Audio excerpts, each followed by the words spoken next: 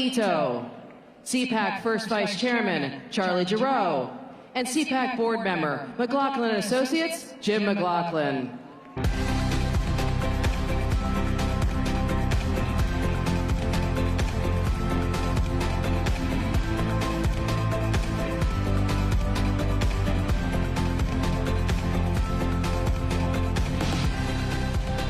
It's that time again. It's that time. I don't know if anybody's been, is there an unofficial pool out there about what the conservative movement, which we now call Americans who love America, what they think about things? I'm honored to be up here on the stage with all three of our guests, but our Vice Chairman, Charlie Giroux, and a fellow board member, Jim McLaughlin. And Jim, you have some results. That's what I hear. I can't tell you how many people have asked me, when's the straw poll coming out? When's the straw poll coming out? And we've never seen this kind of excitement for the straw poll. And it's actually kind of amazing being a non-presidential year. So with that said, without further ado, and the other thing is this, these numbers, they speak for themselves. And you're going to see it, I guess, because you guys are the ones that voted, you're going to agree with them. But here we go. And just so everybody knows, for a non-presidential year, this was literally a historic turnout where we had over 2,500 people actually come out and vote and make their voices be heard. And I'll tell you, one of the things I've learned is walking around here at CPAC, people want to be heard. Do you approve or disapprove of President Trump? 97%.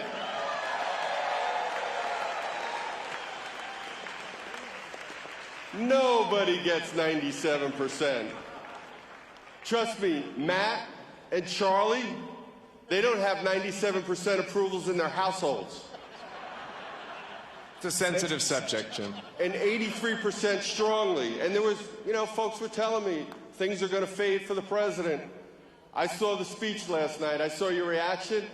Nothing's faded for the president. With that said, what do we think of Joe Biden?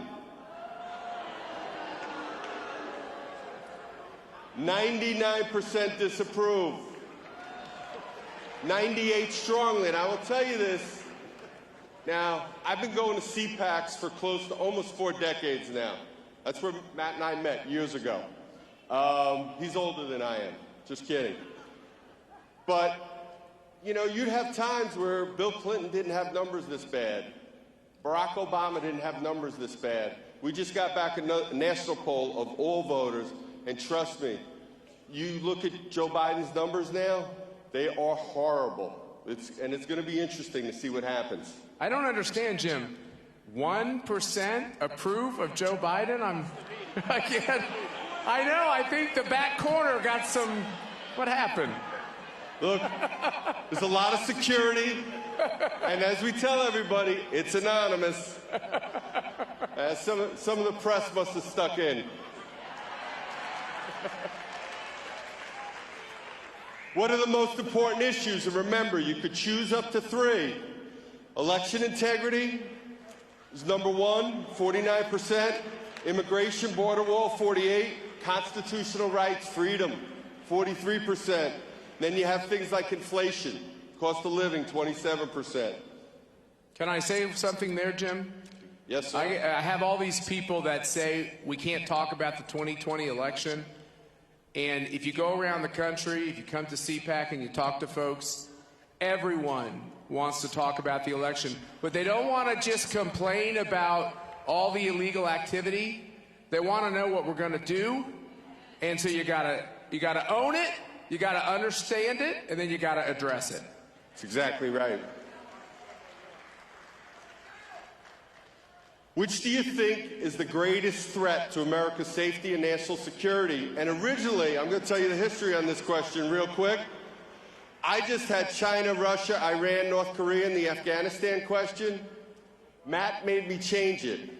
He said, put in Joe Biden's incompetence. And I was like, well...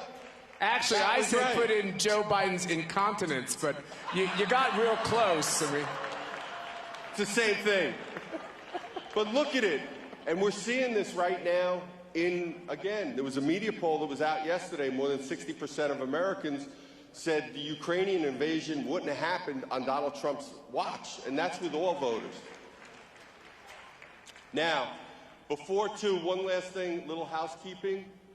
When we're done, within, not maybe right away, but within an hour or two, all the results will be up there. We obviously don't have time to deliver all the results from the survey, but they will all be there.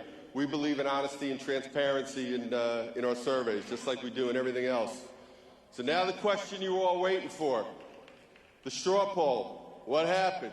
Who do you think's going to win? Who do you think's going to be ahead? Who? Chris Christie.